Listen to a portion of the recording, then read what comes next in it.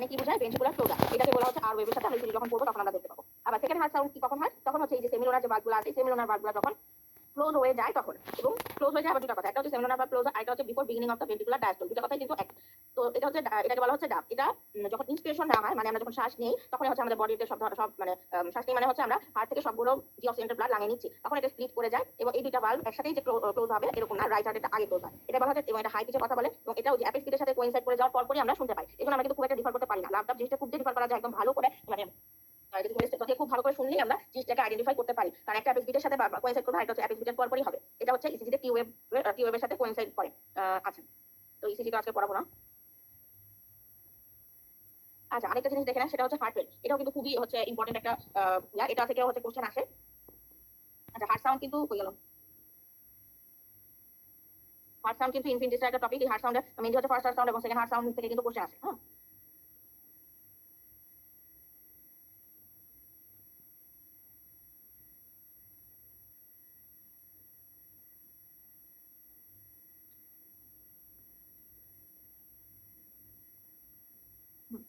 তারপর আসে heart rate. Heart rate কি করছে? হার্ট রেটের কথাটা আসছে হচ্ছে যে number of heart beat in per minute. আমাদের কার্ডিওভাস্কুলার ডেফিনিশন গুলো ইম্পর্টেন্ট। কেন ইম্পর্টেন্ট? কোনটা সেকেন্ড, কোনটা মিনিট, জিনিসগুলো বলা হয়। এই জন্য হার্ট রেট কি? Number of heart beat per minute. এটা হচ্ছে 60 থেকে 100 বা 72 বিটস পার মিনিট। এবার কমে যায়, কখন কখন কমে যায় এটা আমরা মেনলি পড়বো। কেন পড়বো? কারণ বেড়ে যায় জিনিসগুলো খুব ইজি। যত ধরনের সিম্প্যাথেটিক কন্ডিশন আছে সবখানে হচ্ছে বেড়ে যাচ্ছে।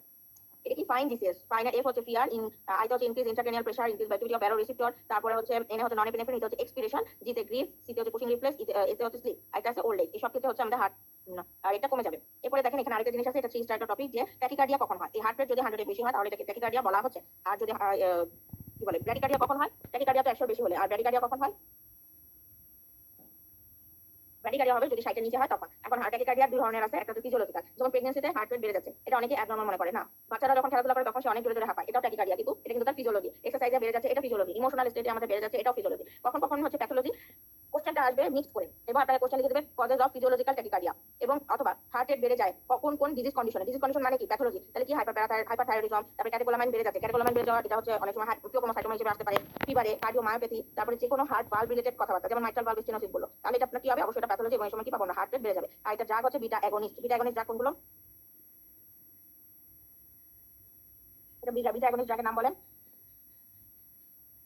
সালবিউটামল। আমরা মানে ইন জেনারেলি এটা জানি, সেই জন্য বলা হয়েছে সালবিউটামল। মানে হচ্ছে লাঙে যখন মানে কি বলে অ্যাজমা এইসব ক্ষেত্রে যখন দেওয়া হয় তখন কিন্তু এটা বলে নেওয়া হয় যে তার হার্ট রেট বেড়ে যেতে পারে। এই জিনিসটা জন্যই আবার হচ্ছে কন্ট্রাইন্ডিকেটেড থাকে যে বিটা অ্যাগনিস্ট আমরা হার্টের ডিজিজের ক্ষেত্রে দিব না, তার হার্ট রেট বেড়ে যেতে পারে। তারপরে এগুলো আপনারা ইন জেনারেল জাস্ট রিডিং দিবেন, এগুলো খুব একটা ইম্পর্টেন্ট না, হয়তো পড়ার সময় দিছিলাম। আচ্ছা, এরপরে এগুলা সম্পর্কে আমরা নেক্সট ক্লাসে জানবো। এই জিনিসগুলো সম্পর্কে আমরা নেক্সট ক্লাসে জানবো। এখানে আর নতুন কোনো কিছু নাই যেগুলো আমরা এখন আজকের জন্য পড়বো। আমরা নেক্সট ক্লাসে ইম্পর্টেন্ট জিনিসগুলো জানবো। ইম্পর্টেন্ট মানে আরো ইম্পর্টেন্ট, সেটা হচ্ছে ভেনাস রিটার্ন, এন্ডাইস্টোলিক ভলিউম, এনসিস্টোলিক ভলিউম, এই জিনিসগুলো সম্পর্কে আমরা আরেকটু ভালোভাবে জানবো। এই জিনিসগুলো আসলে কার্ডিওভাস্কুলার সিস্টেমের সবগুলো জিনিস হচ্ছে ইলেভেলের বুঝার জিনিস, মানে খুব একবার মুখস্থ জিনিস না। এটা এরকম হইলে ক্যালকুলেটিং, এটা এরকম হলে এরকম হচ্ছে। আমি বাধা বেশি দিচ্ছি তাহলে ব্লাড ফ্লো কমবে না বাড়বে, বাধা কমাই দিচ্ছি ব্লাড ফ্লো বাড়বে। তারপর কোন দিক দিয়ে আসলে কি হচ্ছে, আর রেজিস্ট্যান্স দিলে কি হবে, টোটাল পেরিফেরাল রেজিস্ট্যান্স হলে কি হবে, স্ট্রোক ভলিউম কাকে বলে, কোনটা মিনিটের সাথে পার্থক্য, কোনটা সেকেন্ডের সাথে পার্থক্য। এই জিনিসগুলো যদি ভালো করে বোঝা যায় তাহলে আমাদের কার্ডিওভাস্কুলার সিস্টেম কিন্তু সোজা। কার্ডিওভাস্কুলার খুব একটা কঠিন। ওকে, আজকে যে টপিকগুলো ইনফিনিটি স্টার বলছি, যে টপিকগুলো 3 স্টার বলছি, অবশ্যই সেই টপিকগুলো ভালো করে পড়বেন। যেমনই পরীক্ষা আসুক না কেন, পরীক্ষা আমরা কঠিন বলি, পরীক্ষা আমরা সোজা বলি, যাই বলি না কেন, এই জিনিসগুলো হচ্ছে আপনার বেসিক। এই বেসিকের উপর বেস করে কোশ্চেন কখনো সোজা হচ্ছে মানে মুখস্থ জিনিস থেকে দিয়ে দিচ্ছে, কোশ্চেন কখনো কোশ্চেন আসছে মানে আপনার বেসিক থেকে কোশ্চেন আসছে। যেখানে বেসিক থেকে কোশ্চেন সেখানে কোশ্চেন কঠিন মনে হবে, যে করলেই বোঝা যাচ্ছে। একটু চিন্তা করতে হচ্ছে, একটু মাথা খাটাতে হচ্ছে, সেগুলোই কঠিন এবং সেগুলোই আমাদের ভুল হয়ে যায়। ঠিক আছে,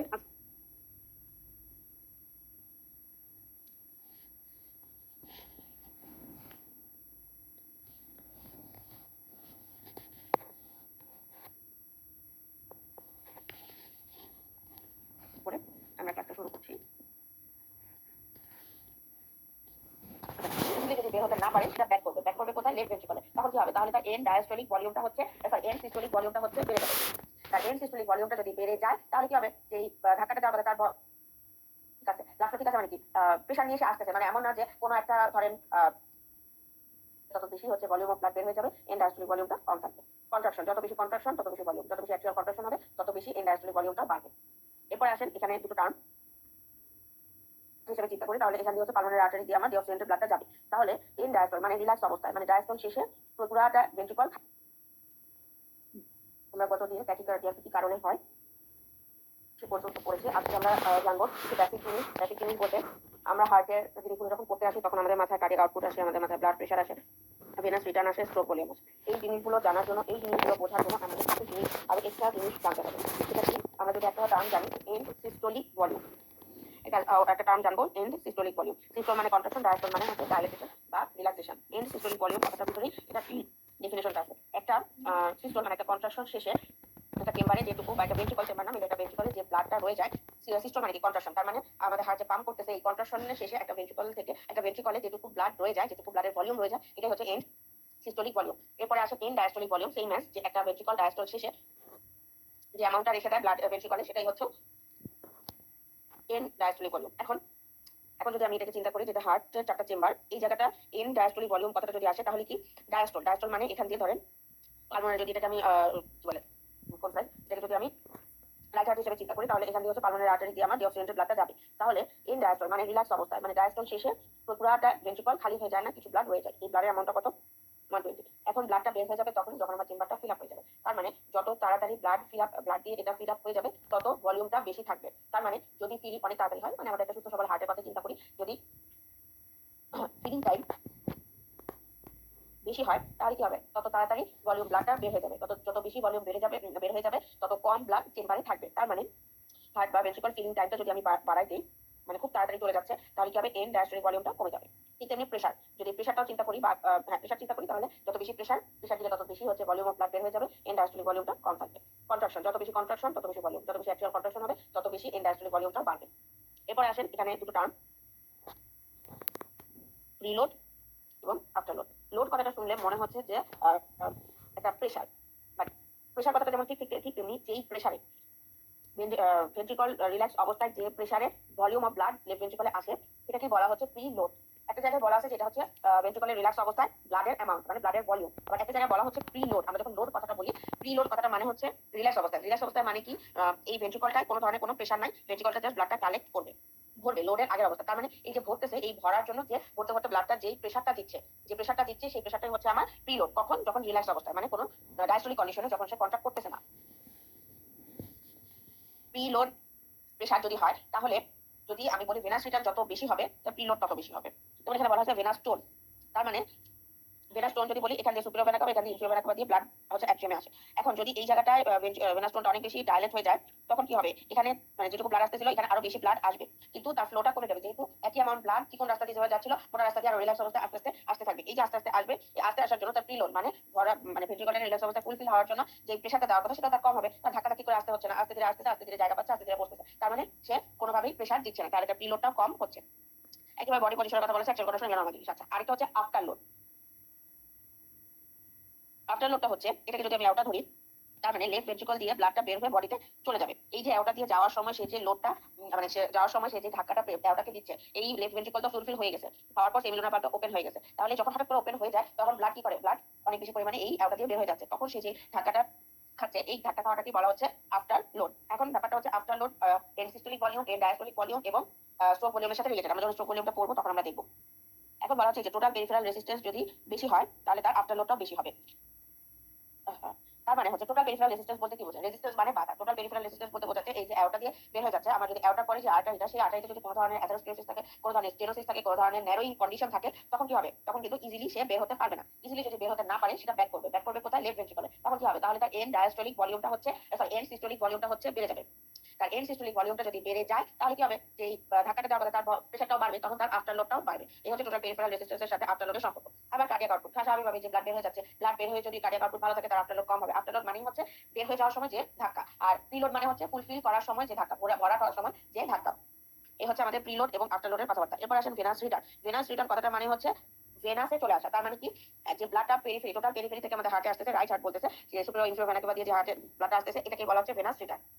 কি বলা হচ্ছে, এটা বলা হচ্ছে ভেনাস প্রেসার। এটা একটা ক্যালকুলেশন, সোজা ক্যালকুলেশন হচ্ছে ভেনাস রিটার্ন মাইনাস হচ্ছে রাইট অ্যাট্রিয়াল প্রেসার এবং ভেনাস রেজিস্ট্যান্স। এই তিনটা, মানে এই ইকুয়েশনটা থেকে আমরা টোটাল 4টা ফ্যাক্টর ইনফ্লুয়েন্সিং ভেনাস রিটার্ন পাবো। তার মানে কি কি ফ্যাক্টর, প্রথম পয়েন্ট হচ্ছে ভেনাস প্রেসার। ভেনাস প্রেসার যদি বেশি থাকে, তাহলে ভেনাস রিটার্নটাও বেশি থাকবে। এটা মানে হচ্ছে এই যে আমি হার্টের চেম্বার রাখতেছি, এই যে superior vena CAVA inferior vena CAVA দিয়ে প্রেসারটা কখন হবে, টোটাল সরি ভেনাস ওয়ালে প্রেসারটা কখন দিবে, যখন ব্লাড ফ্লোটা ঠিক আছে। ব্লাড ফ্লো ঠিক আছে মানে কি, প্রেসার নিয়ে এসে আসতেছে, মানে এমন না যে কোনো একটা ধরেন পেরিফেরি থেকে কি বলবো, ধরেন পা থেকে যে ব্লাডটা যাচ্ছে, এখন পায়ে যে ব্লাড সাপ্লাইটা আছে সেটা ন্যারোইং হয়ে গেছে, সেখান থেকে একেবারে ব্লাড ফ্লো কম আসছে। ব্যাপারটা এরকম না, কিন্তু আমাদের ব্যাপারটা এরকম না হয় নরমাল। যেমন আমাদের ভেনাস প্রেশারটা ঠিক আছে, তাহলে ভেনাস প্রেশার যদি বাড়ে ভেনাস রিটার্নও বাড়বে। এরপরে রাইট অ্যাক্সিয়াল প্রেশার, এই জায়গায় যদি ব্লাড রয়ে যায়, যদি মানে বেশি পরিমাণে প্রেশার স্ট্রেচ অবস্থায় থাকে, তখন কি হবে, তখন হচ্ছে ভেনাস রিটার্নটা কমবে, কারণ তার কাছে তো এইভাবে আসা। এখন আসতে গিয়ে দেখলো এই জায়গা হচ্ছে বাধা পাচ্ছে, কারণ এখানে অলরেডি ব্লাড ফিল কখন হবে, ওই যে আমি বললাম ধরেন এই জায়গা দিয়ে পালমোনারি আর্টারি দিয়ে লাগে যাচ্ছে, এটা হতেই পারে লাঙে কোনো একটা ডিজিজ হয়েছে, হতে পারে পালমোনারি এডিমা হয়েছে। তার মানে পালমোনারি এডিমা হলে এই জায়গাটা ফুলে গেছে, প্লুরাল যে ক্যাভিটিটা আছে সেটা ফুলে গেছে, তখন কি হবে, এখান থেকে ডিঅক্সিজেনের ব্লাডটা ব্যাক করবে। এই ব্যাক করলে কি হবে, এটা কি এখানে ধাক্কা দিবে, ধাক্কা দিলে কি হবে, এই জায়গাটা স্ট্রেস থাকবে, তার মানে কি অ্যাকচুয়াল প্রেশার বা ধাক্কাটা মানে টোনটা বেশি থাকে, তখন কি হবে, এইটার উপরে ভেনাস রিটার্নটা তখন কম আসবে। আবার ধরেন রেজিস্ট্যান্স, ওই একই কথা, আমি হচ্ছে 5 লিটার মানে 4.9 লিটার হচ্ছে ব্লাড, এখন যদি কোনো কারণে হচ্ছে একটু বেশি পরিমাণ, কারো কোনো কারণে ব্লাডের সার্কুলেশনটা বেশি বা তার ফ্লুইডের পরিমাণটা বডিতে বেশি, তখন কি হবে, রেজিস্ট্যান্স তৈরি হবে। রেজিস্ট্যান্স মানে কি, যাওয়ার সময় যে বাধা পাচ্ছে, 10 ml এই আর্টারিতে 10 ml করে ফ্লো যাওয়ার কথা, হঠাৎ করে এখান থেকে 12 ml করে যাচ্ছে, তার মানে কি সে বাধা পাচ্ছে, প্রতিটা জায়গায় সে বাধা পাচ্ছে, বাধা পেয়ে তার ফ্লোটা কমে যাচ্ছে, তাহলে কি হবে, ভেনাস রিটার্নটাও হচ্ছে কমে যাবে। এটা দিয়ে 3-4টা জিনিস পাইলাম। তারপরে হচ্ছে প্রেশার গ্রেডিয়েন্ট। প্রেশার গ্রেডিয়েন্ট বলতে এটাই বোঝাচ্ছে এই যে venous pressure plus right atrial প্রেশারের যে ডিফারেন্স, এটা যদি বেশি হয় তাহলে তার ভেনাস রিটার্নটা বেশি হবে।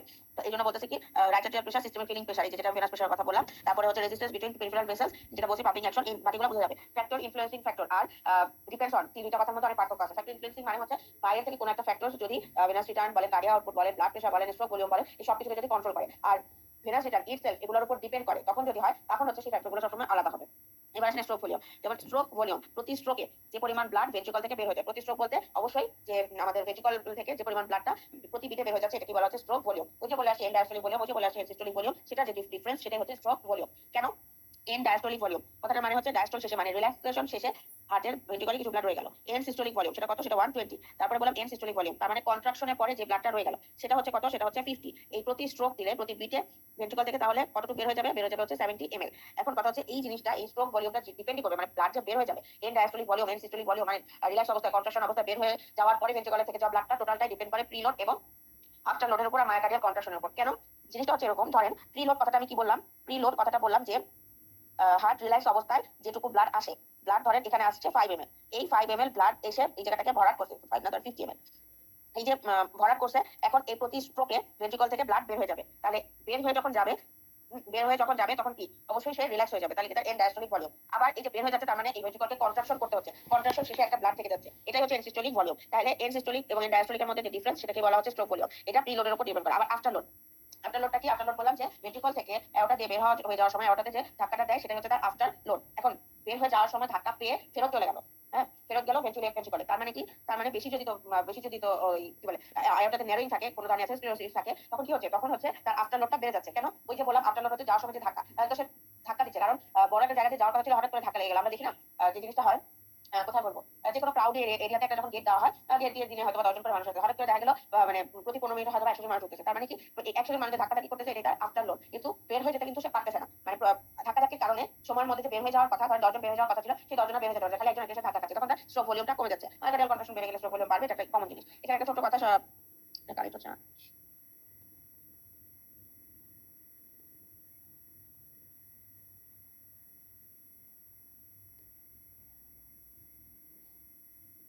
টেনশন মানে হচ্ছে এই যে বের হয়ে যাচ্ছে, এই যে আউটার দিয়ে বের হয়ে যাচ্ছে, হাইপার টেনশন মানে হচ্ছে এই যে আফটার লোড। আফটার লোড জিনিসটাকে আফটার লোড বললাম যে হার্ট থেকে ভেন্ট্রিকল থেকে যখন ব্লাডটা আউটার দিয়ে বের হয়ে যাচ্ছে, তখন সে ভেন্ট্রিকলে যেই ধাক্কাটা দেয় সেটা হচ্ছে তার আফটার লোড, এবং এই বের হয়ে যাওয়াটাই কিন্তু কি যেন ডায়াস্টলিক প্রেশারটাকে ইন্ডিকেট করে। এখন এখানে আমি যদি বলি যে ধাক্কা খাইলো এইটুকু, আচ্ছা এই তো হার্ট এখান থেকে বের হয়ে যাওয়ার কথা না, আউটারটা এরকম ছিল, এখন এই জায়গাটা আউটারটা এই জায়গায় ফ্যাট জমে হচ্ছে অ্যাথেরোমা ক্রিয়েট করে অ্যাথেরোস্ক্লেরোটিক একটা ভেসেল তৈরি হলো। যখন ভেসেল তৈরি হলো তার মানে কি, এবার যখন বের হতে যাচ্ছে ওটা দিয়ে, তখন ধাক্কাটা বেশি দিচ্ছে, কারণ সে যেতে পারতেছে না, তার মানে তার আফটার লোডটা বেড়ে যাচ্ছে। আর এই যে অ্যাথেরোস্ক্লেরোসিস হচ্ছে, এই অ্যাথেরোস্ক্লেরোসিস হওয়ার কারণে কিন্তু বেড়ে যে ব্যাক করতেছে, তখনই তার যেটা আফটার লোড, এই লোডটা ইন্ডিকেট করবে কি ডায়াস্টলিক প্রেশার। এই আফটার লোড বেড়ে যাওয়া মানে হচ্ছে তার ডায়াস্টলিক প্রেশারটাও বেড়ে যাচ্ছে, ডায়াস্টলিক প্রেশার বেড়ে যাওয়াটা আস্তে আস্তে ইন্ডিকেট করবে যে সে হাইপার টেনশনের দিকে যাচ্ছে। যদি তার আফটার লোড বেড়ে যায় তাহলে stroke volume, end systolic volume, end diastolic ভলিউমের কন্ডিশন কি হবে। যদি আফটার লোড বেড়ে যায় তাহলে আমি বললাম যে তার মানে এন্ড ডায়াস্টলিক ভলিউমটা কমে যাবে। কেন, এন্ড ডায়াস্টলিক ভলিউম, ডায়াস্টলিক বিপিটাই যদি বেশি থাকে তাহলে তো তার এন্ড ডায়াস্টলিক ভলিউমটা কম থাকবে। হ্যাঁ এন্ড ডায়াস্টলিক ভলিউমটা কম থাকে, কিন্তু এন্ড সিস্টোলিক ভলিউমটা বেশি থাকবে। এন্ড সিস্টোলিক ভলিউম মানে কি, কন্ট্রাকশন শেষে যে ব্লাডটা রয়ে যাচ্ছে, তাহলে কি হবে, সে তো কন্ট্রাকশন করে বের করতে পারতেছে না, তখন কন্ট্রাকশন করে যখন টিপা দিয়ে বের করবে, মানে চাপ দিলে যে বের হয়ে যাওয়ার কথা, সেই চাপ দিলে বের হয়ে যেতে পারতেছে না, তখন কি হচ্ছে, সেই লেফট ভেন্ট্রিকলের ভলিউমটা রয়ে যাচ্ছে, সেই জন্য এন্ড সিস্টোলিক ভলিউমটা বেশি থাকতেছে। এই এন্ড সিস্টোলিক ভলিউম যদি বেশি থাকে, স্বাভাবিকভাবে তার স্ট্রোক ভলিউমটা কমে যাবে, আর এন্ড ডায়াস্টলিক ভলিউমটা কম থাকবে, তখন স্ট্রোক ভলিউমটা কম থাকবে।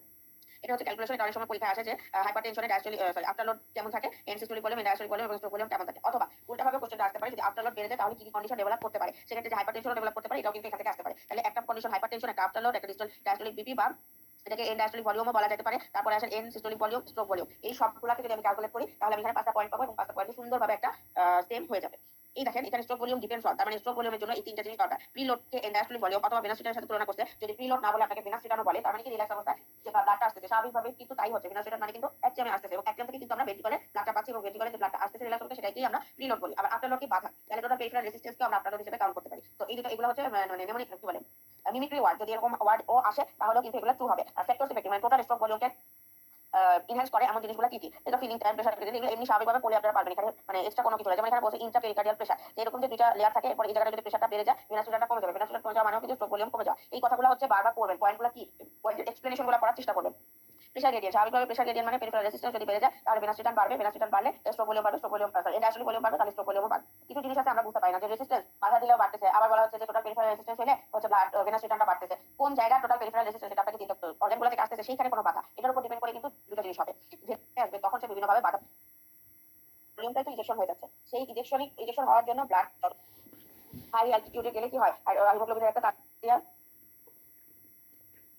হওয়া মানে টোটাল পেরিফেরাল রেজিস্ট্যান্স কমে যাওয়া। ইজিলি হচ্ছে আমাদের পরীক্ষায় প্রশ্ন বোঝাটা সহজ হবে। এবার ব্লাড প্রেশার, 4 ধরনের ব্লাড প্রেশার, ডায়াস্টলিক প্রেশার, অ্যাওর্টাতে পার্কিনজি ফাইবার। এই জিনিসগুলো কোথায় কোথায় থাকে, এই যে এসেনন এটা কোথায় থাকবে, রাইট অ্যাট্রিয়াম, রাইট অ্যাট্রিয়ামের সুপিরিয়র পোস্টেরিয়র ল্যাটারাল মানে মিন প্রেশার হচ্ছে diastolic pressure plus 1/3 pulse pressure.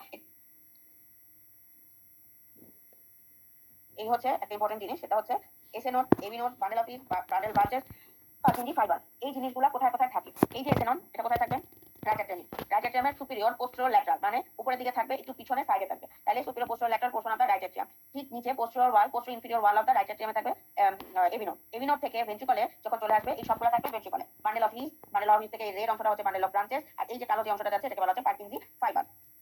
ওকে, এই সবগুলো দিয়ে হচ্ছে আমাদের কি যায়, আমাদের সিগন্যাল যাচ্ছে। এই যে সিগন্যাল যাচ্ছে, আফটার দ্যাট এই সিগন্যাল যাওয়ার কারণে এই যে আমাদের ইসিজি ঘটনাগুলো ঘটে, সেটা আগে আমি বলি। এই বললাম কি এসএনন এবং এভিনোড। আচ্ছা, অ্যাকশন পটেনশিয়াল সম্পর্কে তো সবারই ধারণা আছে, এটা ছিল যে কোনো মাসেল বা নিউরনের হচ্ছে অ্যাকশন পটেনশিয়াল। এখানে হচ্ছে এখানে কি হচ্ছিল, এখানে হচ্ছে ডিপোলারাইজেশন, এখানে সোডিয়ামের ব্যাপার ছিল, এখানে হচ্ছে আবার ক্যালসিয়াম সরি পটাশিয়ামের ব্যাপার ছিল, ডিপোলারাইজেশন, হাইপারপোলারাইজেশন, আবার স্লো ডিপোলারাইজেশন। এটা ছিল হচ্ছে আমাদের নরমাল মাসেল বা নরমাল নিউরনের একটা অ্যাকশন পটেনশিয়াল। সোডিয়াম ঢুকবে, তারপরে হচ্ছে সোডিয়াম মানে এটা তো zero resting movement potential, sodium যখন ঢুকতে থাকবে তখন একটা স্পাইক পটেনশিয়াল হবে, স্লো স্পাইক পটেনশিয়াল হবে, তারপরে হচ্ছে আবার পটাশিয়াম বের হয়ে যাবে, তখন আবার এটা ডিপোলারাইজেশনে ফেরত আসবে। এখন কথা হচ্ছে হার্টের ক্ষেত্রে এটা একটু ডিফারেন্স। হার্ট মাসেল কন্ট্রাক্ট করবে, কন্ট্রাক্ট করার জন্য এই যে কি হয়, হার্ট মাসেল কন্ট্রাক্ট করার জন্য এই যে এটা হচ্ছে আবার চলে গেল, এই যে 30 দেওয়া আছে, এটা কি, এটা হচ্ছে আমাদের অ্যাকশন পটেনশিয়ালে মানে প্রতি সেকেন্ডে কতটুকু অ্যাকশন পটেনশিয়াল হচ্ছে। এই 30 তে যখন সে আছে তখন সে রেস্টিং পটেনশিয়ালে আছে। এরপরে কি হচ্ছে, সোডিয়াম ভিতরে যাচ্ছে, সোডিয়াম যখন ভিতরে যাচ্ছে তখন কি হচ্ছে, ডিপোলারাইজেশন। কারণ সোডিয়াম পটাশিয়াম পাম্পের কাজ হচ্ছে 3টা সোডিয়াম বের করে দাও, 2টা পটাশিয়াম ভিতরে ঢোকা। যখন সেটা উল্টাটা করতেছে তার মানে এক কেমিক্যাল গ্রেডিয়েন্ট হচ্ছে, তখনই হচ্ছে আমাদের কি হচ্ছে, ডিপোলারাইজেশন হচ্ছে। এই ডিপোলারাইজেশন হতে হতে সাথে কি হচ্ছে, সাথে হচ্ছে সোডিয়ামের সরি পটাশিয়ামের আউটফ্লাক্স হচ্ছে। এই যে পটাশিয়ামের আউটফ্লাক্স হচ্ছে এটা স্লোলি হবে, হতে হতে এই সময় এসে আবার ক্যালসিয়াম ভিতরে ঢুকবে। যখন ক্যালসিয়াম ভিতরে ঢুকে সেটা কি বলা হচ্ছে, রেস্টিং ফেজ বা প্লাটো ফেজ। এই প্লাটো ফেজে এসে আস্তে হার্ট মাসেল কন্ট্রাক্ট করা শুরু করবে। হার্ট মাসেল যখন কন্ট্রাক্ট করবে তারপরে আস্তে আস্তে পটাশিয়ামের আউটফ্লাক্সটা বেড়ে যেতে থাকবে, বেড়ে যেতে যেতে রিপোলারাইজেশন স্টেজ হবে, শেষে গিয়ে আবার সে ইকুয়াল টু দা পটাশিয়ামে এসে গ্রেডিয়েন্টে পটাশিয়ামের সমান হয়ে গেলে সে আবার রেস্টিং মুভমেন্ট পটেনশিয়ালিতে চলে আসবে। এভাবে প্রতিটা হার্ট মাসেল কন্ট্রাক্ট করে। এখন কথা হচ্ছে হার্ট মাসেল কন্ট্রাকশন আর একটা এসএ নোডের কন্ট্রাকশন দুইটার মধ্যে পার্থক্য আছে। দুটার মধ্যে পার্থক্য হচ্ছে মায়োসাইট আর এসএ নোড, দুটার মধ্যে পার্থক্য হচ্ছে এসএ নোডে আমাদের যে নরমাল পটেনশিয়াল হচ্ছিল যেটা হচ্ছে এরকম, এটাই হয়। এটা কিসের জন্য হয়, এসএ নোডে হয় হচ্ছে ক্যালসিয়ামের জন্য। আর কার্ডিয়াক মাসেলে কিসের জন্য হয়, sodium plus low calcium influx. আচ্ছা, ওই যেটার কারণে আমাদের এই যে এইখানে স্পাইকটা তৈরি হচ্ছে। তারপরে বলতেছে এসএ নোডে কি হয়, এসএ নোডে অ্যাকশন পটেনশিয়ালটা আস্তে আস্তে বাড়ে যেহেতু এখানে স্পাইক নাই, আর এখানে কার্ডিয়াক মাসেলে র্যাপিডলি। এই পার্থক্যটা আপনাদের 3 স্টার এবং এটা খুব ভালো করে পড়বেন। হ্যাঁ, এখানে কোনো প্লাটো ফেজ নাই, এখানে কি বলে, এখানে প্লাটো ফেজ আছে। এসএ নোডে কিন্তু বলাই হচ্ছে শুরুই হবে ক্যালসিয়াম দিয়ে, এখানে কিন্তু সোডিয়ামের কোনো ব্যাপার নাই। কেন নাই, কারণ সোডিয়ামকে এন্ট্রি করা হয় তার অ্যাক্টিভ হওয়ার কোনো ব্যাপার নাই, কারণ এসএ নোডের কিছু নিজস্ব ক্রাইটেরিয়া আছে, এটা আপনারা নিজেরা পড়বেন, এটা অবশ্যই অ্যানাটমির একটা পার্ট। এসএ নোডের নিজস্ব ক্রাইটেরিয়া আছে, সেই ক্রাইটেরিয়া বলে কি কি, তার একটা ক্রাইটেরিয়া হচ্ছে সেলফ এক্সাইটমেন্ট, মানে তাকে কোনো ধরনের স্টিমুলাস দিতে হয় না। এখানে বলছে এসএ নোড প্রি পটেনশিয়াল, আর এটাতে কোনো প্রি পটেনশিয়াল নাই, এটা পটেনশিয়ালিটিটা কি ইকুয়াল টু পটাশিয়াম থাকে, তারপর আস্তে আস্তে পটেনশিয়ালটা ডেভেলপ করে। তারপর হচ্ছে নো শার্প ডিপোলারাইজেশন স্পাইক এখানে হচ্ছে থাকে, এটা তো বুঝলাম। এবার আসেন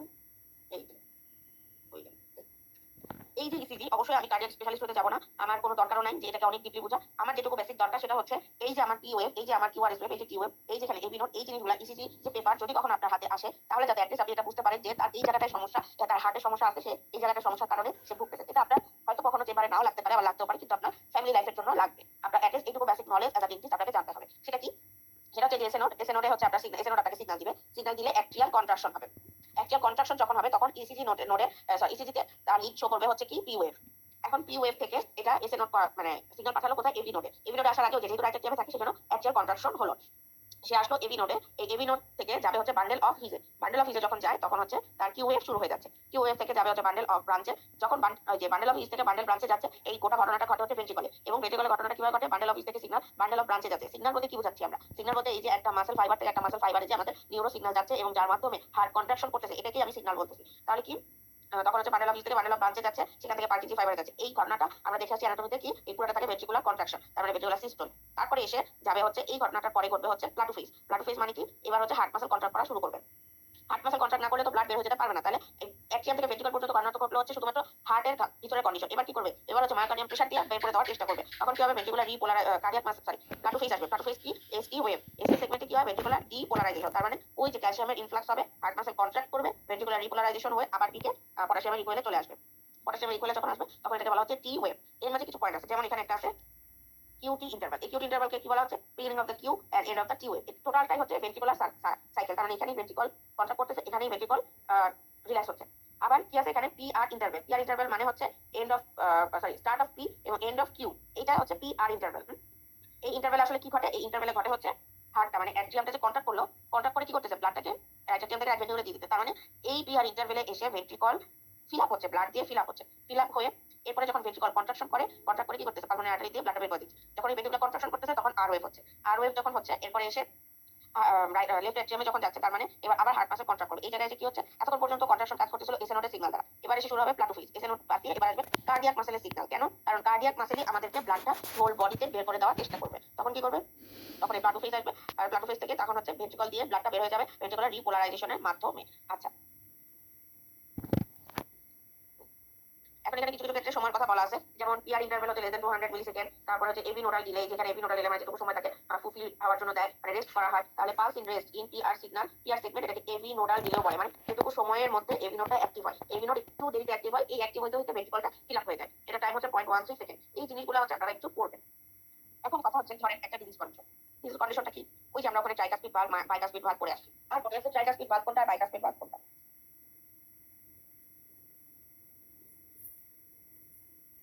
ধরেন ট্রাইকাসপিড ভালভে ধরেন ট্রাইকাসপিড ভালভে একটা সমস্যা হলো, বা ধরেন বাইকাসপিড ভালভে একটা সমস্যা হলো। ধরেন বাইকাসপিড ভালভকে কি বলে? Mitral stenosis. ধর স্টেনোসিস হয়ে গেল, তাহলে কি হবে? তাহলে এই ইসিজি চেঞ্জটা কোথায় হবে? মাইট্রাল স্টেনোসিস হইলে ইসিজিতে কোন জায়গায় এসে চেঞ্জটা হবে?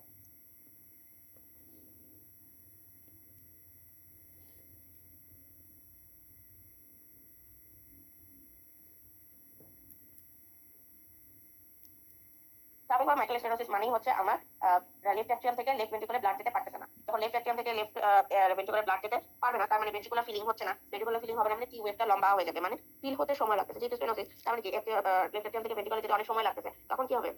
ভেন্ট্রিকল যে কন্ট্রাকশন করতেছিল, এই কন্ট্রাকশন করতে অনেক সময় লাগবে। তখন কন্ট্রাকশন করতে সময় লাগলে কি হবে? কিউআরএস ওয়েভটা অনেক বেশি লম্বা হয়ে যাবে এবং সময় মানে এই জিনিসটা তো কন্টিনিউয়াস প্রসেস। তখন আস্তে আস্তে লেফট অ্যাট্রিয়ামটা বড় হয়ে যাবে, কারণ হচ্ছে লেফট অ্যাট্রিয়ামে ব্লাডটা এনাফ মানে সময়ের মধ্যে বের হয়ে যেতে পারতেছে না, ব্লাড থেকে থেকে স্ট্রেচ আউট হচ্ছে এবং তখন কি হবে? আস্তে লেফট অ্যাট্রিয়ামটা এনলার্জ হয়ে যাবে। এভাবে কিন্তু হার্টের প্রবলেমগুলো ডেভেলপ করে। ওকে, এখন এখানে আসেন এই যে হাইপোক্যালিমিয়া। হাইপোক্যালিমিয়া মানে কি? হাইপোক্যালিমিয়া মানে হচ্ছে পটাশিয়াম কম। পটাশিয়াম যদি ব্লাডে কম থাকে তাহলে কি হবে? আমাদের অ্যাকশন পটেনশিয়ালের চেঞ্জটা কি হবে?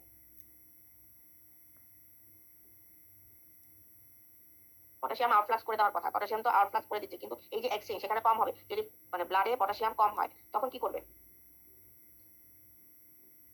হার্টে ব্লাডে পটাশিয়াম কম, তখন কম বের করে দিবে। কম যদি বের করে দেয়, আমাদের অ্যাকশন পটেনশিয়াল শুরুতে থাকে কার ইকুয়ালে? অবশ্যই পটাশিয়ামের ইকুয়ালে। তখন কি হবে? পি ওয়েভ থাকবে নরমাল। আমাদের মেইন অ্যাকশন পটেনশিয়ালটা শুরু হয় হচ্ছে যখন সোডিয়ামের ইনফ্লাক্স হচ্ছে। হ্যাঁ, সোডিয়ামের ইনফ্লাক্স হচ্ছে তখন, তখন হচ্ছে আমাদের ফেজটা শুরু হলো, ডিপোলারাইজেশন শুরু হলো। তারপরে আস্তে আস্তে স্পাইক পটেনশিয়াল হচ্ছে, স্পাইক পটেনশিয়াল থেকে প্লাটো ফেজ আসতেছে। এরপরে প্লাটো ফেজের আগে পটাশিয়ামের আউটফ্লাক্স হচ্ছে। তাহলে এই পটাশিয়ামের আউটফ্লাক্স যখন হচ্ছে তখন আমরা পাচ্ছি হচ্ছে কিউআরএস ওয়েভ। পটাশিয়ামের আর প্লাস পটাশিয়াম হতে সময় লাগতেছে, যে কিউটি ইন্টারভেলটা প্রলং হবে এবং পিআর ইন্টারভেলটাও প্রলং হবে। পিআর ইন্টারভেলটা প্রলং কেন হবে? কারণ সোডিয়াম দিয়ে আমার অ্যাকশন পটেনশিয়াল শুরু হলো, তারপরে কিন্তু আস্তে আস্তে করে কি বলে ভেন্ট্রিকল আস্তে আস্তে করে পটাশিয়াম বের হয়ে যাচ্ছে। পটাশিয়াম বের হয়ে যাওয়া মানে ওই জায়গাটায় কিন্তু মানে হাইপার পোলারাইজেশন শুরু। এই হাইপার পোলারাইজেশন বা ডিপোলারাইজেশন জিনিসটাই তো কন্ট্রাকশনের সময় ঘটতেছে, এই জন্য পিআর ইন্টারভেলটা প্রলং হয়ে যাবে। আবার কিউটিও প্রলং হয়ে যাবে, কারণ যত জায়গায় হাইপার পোলারাইজেশন বা কন্ট্রাকশন সব জায়গায় প্রলং হচ্ছে, এই জন্য বলা হচ্ছে PR interval prolong, QRT interval prolong. ST আবার ওয়েভ, সরি এসটি হচ্ছে আবার ডিপ্রেস। এসটি ডিপ্রেস কেন? কারণ সে যে ওই যে আবার তার আগের জায়গায় যে আসতেছে, আগের জায়গায় আসার জন্য তো সেই এনাফ পটাশিয়াম নাই, ব্লাডে তো এনাফ পটাশিয়াম নাই, এই জন্য এসটি ওয়েভটা আস্তে ডিপ্রেস হয়ে যাচ্ছে। ডিপ্রেস এসটি ডিপ্রেস বলেই টি ওয়েভটা ফ্ল্যাট বা ফ্ল্যাট বা ইনভার্টেড যখন হবে, টি ওয়েভ ফ্ল্যাট ইনভার্টেড হলে এসটি ওয়েভটা ডিপ্রেস হয়ে যাবে। এটা হাইপোক্যালিমিয়া, সেম এজ হাইপারক্যালিমিয়া আছে, সেম এজ ক্যালসিয়াম আছে। ক্যালসিয়ামের ক্ষেত্রেও কিন্তু সেই মানে ব্লাডে যখন ক্যালসিয়াম অনেক বেশি পরিমাণে আছে তখন কি হবে, প্লাটোফেজটা অনেক বেশি পরিমাণে অ্যাক্টিভ থাকবে। যদি অনেক বেশি পরিমাণে অ্যাক্টিভ থাকে তার মানে কি কন্ট্রাকশনটা অনেক বেশি পরিমাণে হবে। এই যদি হাইপার ক্যালসিমিয়া হয় তখন কি হচ্ছে, অনেক তাড়াতাড়ি আমার হাইপারপোলারাইজেশন হয়ে যাবে, তখন কিউটি এসটি এগুলো সব শর্ট হবে, মানে কন্ট্রাকশন গুলো অনেক তাড়াতাড়ি হয়ে যাবে, এই জন্য কিউটি এসটি অনেক শর্ট হবে। আবার হাইপার ক্যালসিমিয়ার মতো হাইপার ক্যালমিয়াতেও কিন্তু কিউআরএস ওয়েভটা অনেক বেশি পরিমাণে হবে, মানে ব্লাডে পটাশিয়াম অনেক বেশি পরিমাণে আছে, অনেকক্ষণ ধরে হচ্ছে ডিপোলারাইজেশনটা হাইপারপোলারাইজেশনটা হবে।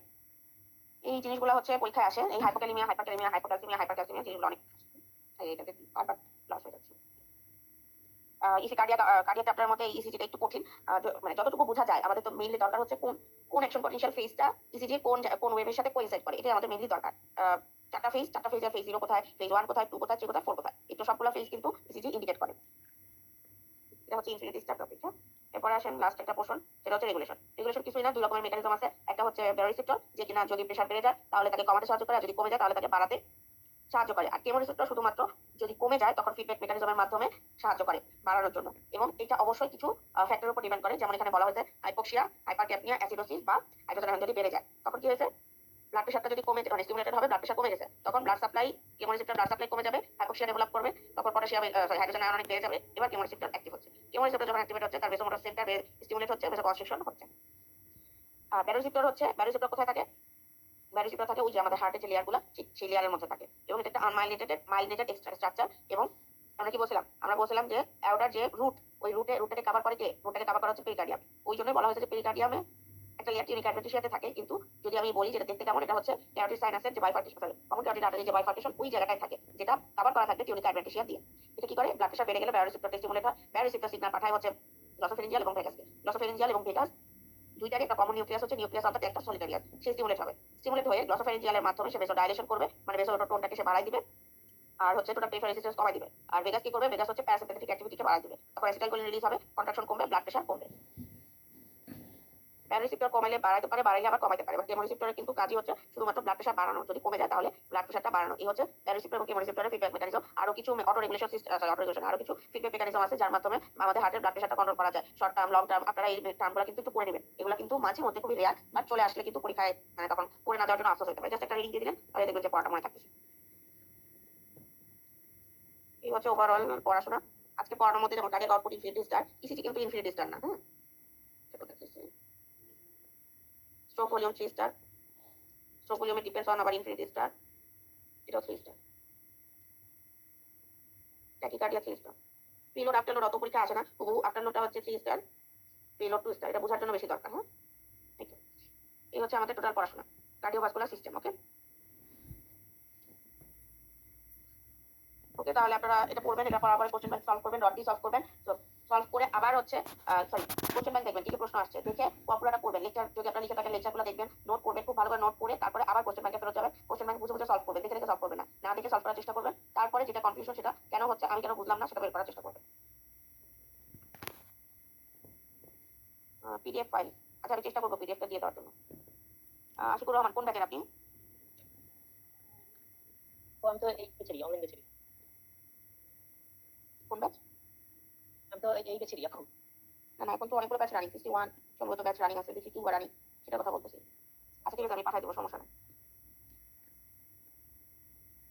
তারপর তো এখানে যেটুকু আমার নোটে যেটুকু আছে এটুকু হচ্ছে একদম বেসিক, মানে এখান থেকে আমি কোনো টপিক বাদ দিব না। তারপরে আপনারা যদি বেশি কিছু করতে চান তাহলে করতে পারেন। নোটের মধ্যে দেখবেন অনেক কিছু আছে এক্সট্রা। এক্সট্রাটা কখন করবেন? যদি দেখেন কোনো এক সময় পরীক্ষা আসছে তাহলে একটু আমি দেখে নিলাম যে হ্যাঁ এটা আমাকে পড়ে যাইতে হবে বা পড়ে গেলাম। কিন্তু এমন না যে আমি স্ট্রোক হলেও ভেরাস রিটার্ন কার্ডিয়াক আউটপুট এগুলো কিছুই পড়লাম না, এখন অন্য একটা জিনিস নিয়ে মাথা খারাপ। এই জিনিসটা যাতে না হয়। ইসিজি চাইলে আপনি একটু পরে পড়েন, লাস্টের দিকে পড়েন, কোনো সমস্যা নাই। যেমন ইসিজি 3 স্টার বা ইনফিনিটি স্টার টপিক না, কিন্তু হাইপোক্যালেমিয়ার জন্য ইসিজি চেঞ্জ হয়, সেটা কিন্তু আবার ইনফিনিটি স্টার টপিক। তো কোনটা ইম্পর্টেন্ট সেটা বোঝা কিন্তু জরুরি। ওকে, আচ্ছা আপু। ওকে, ঠিক আছে।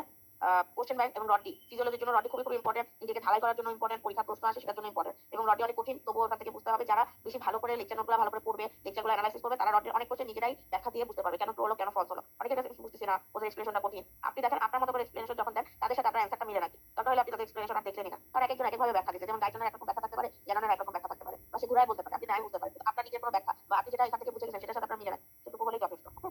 ঠিক আছে, ওকে। সবাই ভালো থাকবেন আর পড়াশোনা করবেন, পড়াশোনা ছাড়া কোনো উপায় নাই। পড়াশোনা পরীক্ষার স্ট্রাকচার কিন্তু আস্তে আস্তে চেঞ্জ হচ্ছে, হ্যাঁ একটু বেশি হচ্ছে ডিপ নলেজ থেকে আসা শুরু করতে। এই জন্য হচ্ছে শুধু আমি মুখস্থ জিনিসের উপর বসে থাকলে হবে না, টপিক গুলো দেখবেন একটু ভ্যারি করে। ধর একই একই টপিক ধর 3-4 বছর যখন টানা আসে, পরবর্তীতে কিন্তু এই জায়গা থেকে আসে না, সেম চ্যাপ্টারও